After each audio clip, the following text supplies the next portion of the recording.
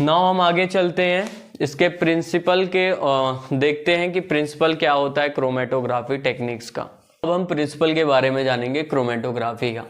सो chromatography का जो principal है यानी कि जो सिद्धांत है वो बेस्ड है डिफरेंशियल माइग्रेशन पे, यानी आप कितना जो है माइग्रेट कर सकते हो, कितना ट्रैवल कर सकते हो। ये आप कौन है, ये डिफरेंट कलर कंपोनेंट है यानी सॉल्यूट है जिसका डिटेक्शन हमें करना है। तो क्रोमेटोग्राफी टेक्निक्स, एक बार फिर से मैं आपसे कह रहा हूँ, इसका जो प्रिंसिपल है वो बेस्ड है डिफरेंशियल माइग्रेशन पे, यानी कंपोनेंट्स जो मिक्सचर या सॉल्यूशन में प्रेजेंट हैं वो कंपोनेंट कितना माइग्रेट, कितना ट्रैवल करते हैं, इसी पर क्रोमेटोग्राफी का टेक्निक बेस होता है। फिर जो भी वो डिस्टेंस ट्रैवल करते हैं उस डिस्टेंस को हम नोट करके कैलकुलेशन करके पता लगाते हैं कि वो कौन सा कंपाउंड है, कौन सा पार्टिकल है, कौन सा सॉल्यूट पार्टिकल है। सो क्रोमेटोग्राफी का प्रिंसिपल बहुत ही शॉर्ट में मैंने यहाँ पे राइट किया है, is based on differential migration. For example, the solutes in a mobile phase go through a stationary phase. बस इतना ही आपका प्रिंसिपल है, यानी सॉल्यूट्स आपका एक मोबाइल फेज है जो एक स्टेशनरी फेज से होकर जाता है, और जब ऐसा सॉल्यूट करता है तो उसमें प्रेजेंट जो डिफरेंट कंपोनेंट हैं वो सेपरेट होते जाते हैं। ठीक है, अब यहाँ मोबाइल फेज जो कहा गया है ना, अब इसे आप ये टेलीफोन वाला मोबाइल नहीं समझ लेना, ठीक है, वैसे ये अब तो आता नहीं है, ठीक है। तो ये मोबाइल फेज यहाँ इसकी बात नहीं हो रही है, यहाँ मोबाइल फेज एक वर्ड टर्मिनोलॉजी दे दिया गया है, मोबाइल फेज और स्टेशनरी फेज, होता कुछ नहीं है। अब आप समझो होता क्या है। स्टेशनरी फेज किसे कहा गया है? स्टेशनरी फेज जैसे कि मैंने आपको एग्जांपल में स्टार्टिंग में बताया था, हमें ब्लैक इंक को सेपरेट करना था, ठीक है। ब्लैक इंक में क्या कंपोनेंट प्रेजेंट हैं, कलर्ड कंपोनेंट, ये हमें देखना था क्रोमेटोग्राफी टेक्निक के जरिए। तो हमने क्या किया, एक लिक्विड ले लिया, ठीक है, क्या लिया, एक एप्रोप्रिएट लिक्विड ले लिया। आपको पता है हमें उसके लिए फिर क्या करना पड़ेगा, एक एब्जॉर्बेंट मैट्रिक्स लेना पड़ेगा जिसमें हमारा सॉल्यूट मूव करे। तो हमने यहाँ पेपर ले लिया, ठीक है, पेपर ले लिया सेलुलोज का, और इसे हमने लिक्विड में प्लेस कर दिया। लिक्विड में हमें पूरा प्लेस नहीं करना होता है, वो जब आप प्रोसीजर पढ़ोगे तो आपको समझ में आएगा, बस हल्का सा टच होना चाहिए पेपर लिक्विड में, इस तरह से आप प्लेस करोगे, और फिर इसी पेपर के ऊपर यानी लिक्विड से थोड़ा ऊपर हमने यहाँ पे ब्लैक इंक जो है प्लेस कर दिया, ठीक है, ब्लैक इंक हमने प्लेस कर दिया। अब क्रोमेटोग्राफी का प्रिंसिपल ये है कि ये जो एब्जॉर्बेंट पेपर है ये क्या करेगा, लिक्विड को एब्जॉर्ब करेगा, ठीक है, एब्जॉर्ब करेगा, और जैसे ही एब्जॉर्ब करेगा लिक्विड धीरे धीरे धीरे धीरे पेपर के ऊपर तक आने लगेगा, ठीक है। लिक्विड मान लो आपका यहाँ तक आ जाएगा। अब जब लिक्विड यहाँ तक ट्रैवल कर रहा है ऊपर, तो ये जो ब्लैक इंक है इसमें जो भी कलर प्रेजेंट है वो भी धीरे धीरे ऊपर जो है ट्रैवल करेगा। यानी कुछ अगर ब्लू कलर के हैं तो वो यहाँ तक ट्रैवल किया आपका, मान लो कुछ रेड कलर अगर प्रेजेंट था तो वो फिर थोड़ा सा हाई हो गया ब्लू से। तो जो भी हमारा मिक्सचर है उसमें जो भी कंपोनेंट है उसकी एफिनिटी कितनी है, जितनी ज़्यादा एफिनिटी होगी वो उतना ही ज़्यादा ट्रैवल करेगा, ठीक है।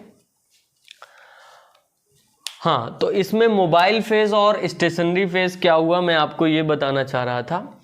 मोबाइल फेज उसे कहेंगे solute in A mobile phase go through a stationary phase. जो भी सॉल्यूट है वो हमारा मोबाइल फेज कहलाता है, यानी वो ट्रैवल करेगा। जो ब्लैक इंक है हमारा ये क्या हो जाएगा, एक मोबाइल फेज हो जाएगा, ठीक है, क्योंकि इसी के जरिए कंपोनेंट जो है ट्रैवल करेगा स्टेशनरी फेज में। और स्टेशनरी फेज ट्रैवल कहाँ कर रहा है, यानी इस पेपर में कर रहा है, ठीक है। तो ये पेपर क्या हो गया, स्टेशनरी फेज हो गया। लिक्विड जो है ऊपर जा रहा है इस पेपर से। मोबाइल फेज हमारा क्या हो गया, सॉल्यूट जो हमने सैंपल प्लेस किया है, ठीक है, जो हमने सैंपल प्लेस किया है वो हमारा मोबाइल फेज हो जाएगा। स्टेशनरी फेज वो फेज होगा या वो हम कहेंगे पार्ट होगा, सब्सटेंस होगा जिस पर से मोबाइल फेज यानी सॉल्यूट जो है ट्रैवल करे, जैसे कि पेपर। ठीक है, समझ में आया ना सबको? थोड़ा सा बैक करके फिर से सुनना, मैंने क्या बताया समझ में आ जाएगा। ठीक है, नहीं आया तो एक बार फिर लास्ट में भी आपको बताएंगे।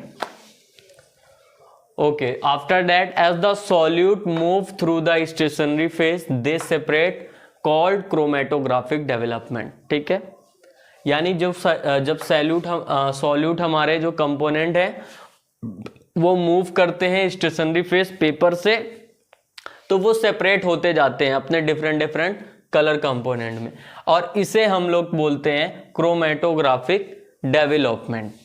ठीक है, एक बार फिर से मैं आपको बता रहा हूं, क्रोमेटोग्राफी का जो प्रिंसिपल है वो बेस्ड है डिफरेंशियल माइग्रेशन के आधार पे, यानी किसी भी सॉल्यूशन में जो कंपोनेंट प्रेजेंट हैं वो कितना माइग्रेट या ट्रैवल करते हैं स्टेशनरी फेज में। स्टेशनरी फेज मतलब पेपर पे। सो इसमें होता क्या है, the solutes in A mobile phase go through a stationary phase, यानी हमारे सैंपल में जो सॉल्यूट्स है वो एक मोबाइल फेज का काम करेगा जो ट्रैवल करते जाएगा स्टेशनरी फेज के जरिए और धीरे धीरे सेपरेट होगा। As the solute move through the stationary phase, they separate called chromatographic development। यानी जैसे जैसे सॉल्यूट स्टेशनरी फेज के ऊपर जाता रहेगा, मूव करेगा, वो धीरे धीरे अपने कंपोनेंट में सेपरेट होता जाएगा, और ऐसे डेवलपमेंट को हम लोग क्रोमेटोग्राफिक डेवलपमेंट कहते हैं। तो ये है सिंपल सा प्रिंसिपल क्रोमेटोग्राफी का। ना इसके आगे हम आपको बताएंगे कि किस तरह से हम लोग किसी भी अननोन सैंपल में कंपोनेंट को पहचानेंगे, कैसे आइडेंटिफाई करेंगे। यानी हमें शुगर अगर ढूंढना है, ठीक है, डिटेक्शन करना है ग्लूकोज का मान लो, तो हम क्रोमेटोग्राफी टेक्निक से कैसे करेंगे, तो उसके लिए हमें कैलकुलेशन जानना बहुत ज़रूरी है। यूज़ तो हम सेम प्रिंसिपल पे ही काम करेंगे, प्रोसीजर भी सेम होगा, बट हमें कैलकुलेशन करना होगा, जिसे हम लोग रिटेंशन फैक्टर कहते हैं। इसके बाद आपको यही पढ़ाया जाएगा। तो चलिए मैं आपको बताता हूँ, इसे इरेज करते हैं। रिटेंशन फैक्टर क्या होता है, जिसके जरिए हम लोग किसी भी कंपोनेंट को पता लगाते हैं कि आइडेंटिफाई करते हैं वो कौन सा कंपोनेंट है। ठीक है, और दोस्तों आपको अब जो मैं बताने वाला हूँ वो क्रोमेटोग्राफी का सबसे इम्पॉर्टेंट टॉपिक है, जो कि है रिटेंशन फैक्टर। यानी इस टॉपिक को अगर आपने नहीं जाना तो आपने क्रोमेटोग्राफी नहीं जाना, किसी भी सैंपल को आप आइडेंटिफाई नहीं कर पाओगे।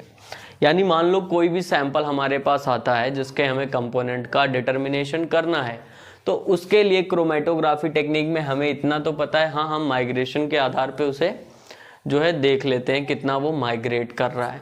लेकिन अब इस माइग्रेशन को आप किस तरह से कैलकुलेट करके बताओगे कि ये कौन सा कंपाउंड हो सकता है, तो उसे ही हम लोग रिटेंशन फैक्टर में जानेंगे। तो रिटेंशन फैक्टर क्या होता है, सबसे पहले आपको ये जानना है।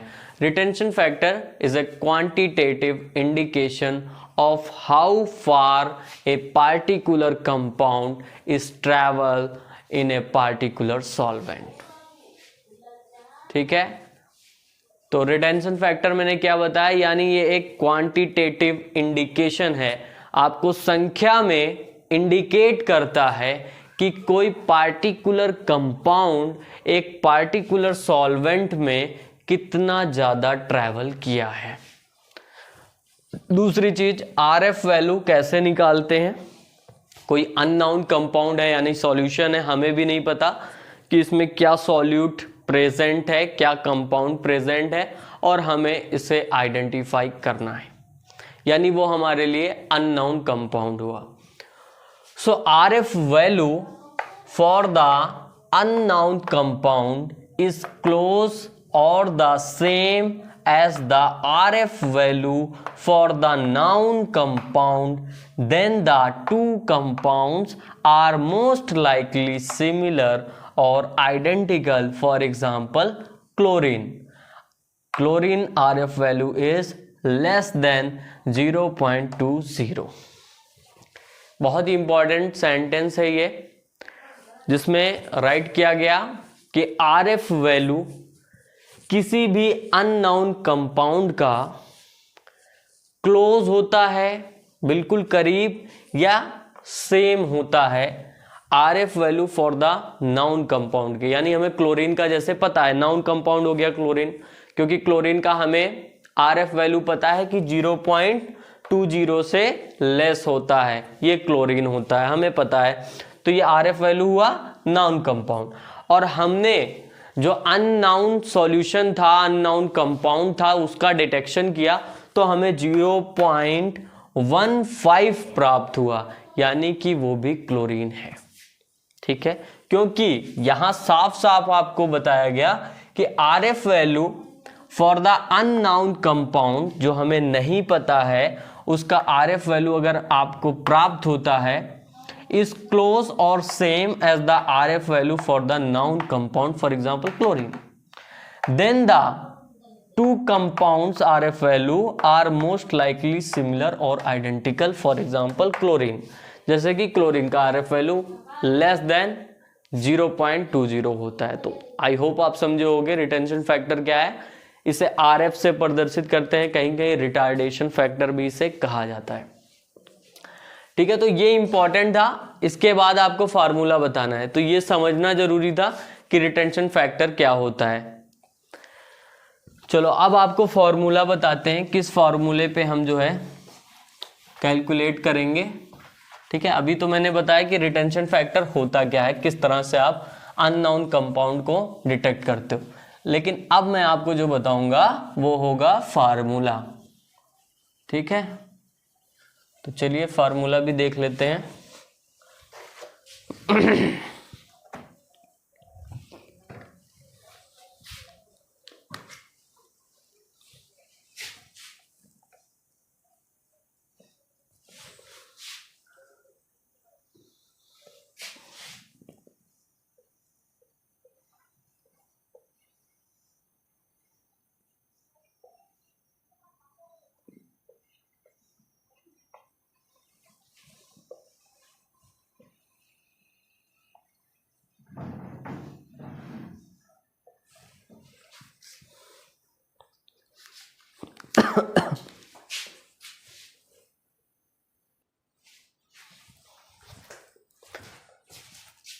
No dear viewers, retention factor का जो फार्मूला होता है काफ़ी इजी है। रिटेंशन फैक्टर का फार्मूला होता है RF is equal to D1 divided by D2, where D1 is the distance the solute moves.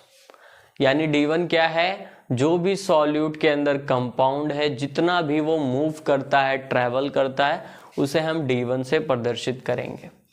is divided by D1 is divided by D2. D2 is the solvent front. So where D1 is the distance the solute moves, and this D1 is divided by the distance traveled by the solvent front, यानी कि D2। ये क्या हो गया, ये हमारा solvent हो गया, जो इस लिक्विड में हम लोग प्लेस करते हैं ना अपने स्टेशनरी फेस, यानी कि पेपर को। तो ये जो सॉल्वेंट होता है इसे ही D2 कहते हैं, और जो भी सॉल्यूट के अंदर कंपोनेंट प्रेजेंट होते हैं, ठीक है, उसे D1 से हम लोग प्रदर्शित करेंगे। ठीक है, तो इसको आप जो है माइंड में एकदम से रट लो। रिटेंशन फैक्टर का फार्मूला है RF is equal to D1 divided by D2, where D1 is the distance the solute travel and D2 is the solvent front traveled in a stationary phase। इसे हम लोग इमेज के माध्यम से समझते हैं। जैसे कि यहाँ पे एक पेपर है, लिक्विड में हमने प्लेस किया, हमने दो सैंपल लिए, एक A और एक B। थोड़ा सा छोटा लिखा है दोस्तों, बट आप अगर थोड़ा जूम कर लोगे तो आपको दिखाई देगा। यहाँ पे मैंने ए सैंपल प्लेस किया और बी, जिसके हमें सॉल्यूट के अंदर जो भी कंपोनेंट है, जो भी सॉल्यूशन में सॉल्यूट है, उसे देखना है। तो ए और बी हमने सैंपल लिए और हमने इस पेपर में 4 यूनिट बना लिया मेजरिंग के लिए। यूनिट 1, यूनिट 2, यूनिट 3, यूनिट 4 हमने मेजरिंग कर लिया, ग्रेजुएशन कर लिया है। अब दोस्तों हम देखते हैं जब प्रोसीजर चालू होता है क्रोमेटोग्राफी का, तो धीरे धीरे लिक्विड इस पेपर में ऊपर आने लगता है। यानी ये लिक्विड क्या है, यहाँ पे सॉल्वेंट है। क्या है? सॉल्वेंट, जिसे आप यहाँ D2 कह रहे थे, ठीक है। तो ये धीरे धीरे ऊपर जाएगा और जैसे जैसे ये ऊपर जाएगा, जो हमारे सैंपल में डिफरेंट कंपोनेंट प्रेजेंट हैं वो भी धीरे धीरे अपने एफिनिटी के अकॉर्डिंग ऊपर जाने लगेंगे और एक ऐसा समय आएगा कि कंपोनेंट की एफिनिटी वहाँ पे ख़त्म हो जाएगी। जैसे कि सैंपल ए में हुआ, यहाँ से धीरे धीरे सैंपल हमारा अप होने लगा और एक समय बाद यूनिट 2 पे आके रुक गया। यानी इसकी जो कंपाउंड वैल्यू आई ट्रैवल की वो यूनिट 2 तक आई। उसी तरह से जो हमारा सैंपल बी था वो ऊपर अप की ओर ट्रैवल करते गया और एक समय ऐसा आया जहां पे जाके फिनिश हो गया। तो ये कहाँ पे फिनिश हो रहा है, तो हम देखेंगे यूनिट 3 पे हो रहा है, ठीक है। तो बी की वैल्यू क्या आ गई, 3 आ गई। D1 की वैल्यू क्या आ गई, 3 आ गई। ए का अगर हम लें, ए ने ट्रैवल किया था 2 तक, ठीक है, यूनिट 2 तक, तो यहाँ पे D1 जो ए का वैल्यू था वो 2 हो जाएगा। तीसरी चीज मैं क्या समझा रहा था आपको, वो ये था कि लिक्विड जो हमारा है वो पेपर में ऊपर जाता रहता है, ठीक है। फिर लेकिन एक समय ऐसा आता है कि लिक्विड भी पेपर के एक समय पे फिनिश हो जाता है, वहीं तक एब्जॉर्ब होता है, उसके ऊपर फिर नहीं होगा। उसे हम लोग D2 कहते हैं। तो यहाँ पे आपको यही दर्शाया गया है कि लिक्विड जो उसकी सॉल्वेंट है ये धीरे धीरे देखिए ऊपर जा रहा है और एक समय ऐसा आया कि यहाँ जाके इसकी एब्जॉर्बेशन जो है खत्म हो जा रही है, फिनिश हो जा रही है। यानी यूनिट 4 जो है D2 की वैल्यू आ जा रही है, ठीक है। सैंपल ए और बी दोनों में ही सॉल्वेंट जो हमारा ट्रैवल कर रहा है वो यूनिट 4 के मेजरिंग तक ही जाता है। तो अगर हमें सैंपल ए का RF वैल्यू निकालना है तो हम कैसे कैलकुलेट करेंगे, बहुत इजी है, सेम फार्मूला रखेंगे, RF is equal to D1/D2। तो RF ए सैंपल का निकालना है, RF A is equal to D1/D2। तो D1 क्या है, जो भी सॉल्यूट ट्रैवल किया, तो सॉल्यूट ने कितना ट्रैवल किया, यूनिट 2 तक, तो हमने यहाँ 2 प्लेस कर दिया। D2 क्या है, सॉल्वेंट जो भी ट्रैवल करे, तो सॉल्वेंट ने ये कहाँ तक ट्रैवल किया, तो हम देखेंगे दोनों ही केस में D2 हमारा 4 हो जाएगा, क्योंकि 4 यूनिट तक D2 ने ट्रैवल किया, तो हमने यहाँ 4 प्लेस कर दिया। फिर इसे जब आप कैलकुलेट करोगे तो आपको 0.5 आंसर आपको आ जाएगा। इसी तरह से RF वैल्यू अगर हमें B सैंपल की निकालनी है तो हम सेम फार्मूला रखेंगे, D1 is divided by D2। Comment section में आप मुझे बताएंगे सैंपल नंबर B का RF वैल्यू का आंसर कितना आएगा, ठीक है। बहुत धन्यवाद आप सभी का। अगली वीडियो में हम आपको मिलेंगे जहां हम आपको इसके टाइप्स के बारे में बताएंगे।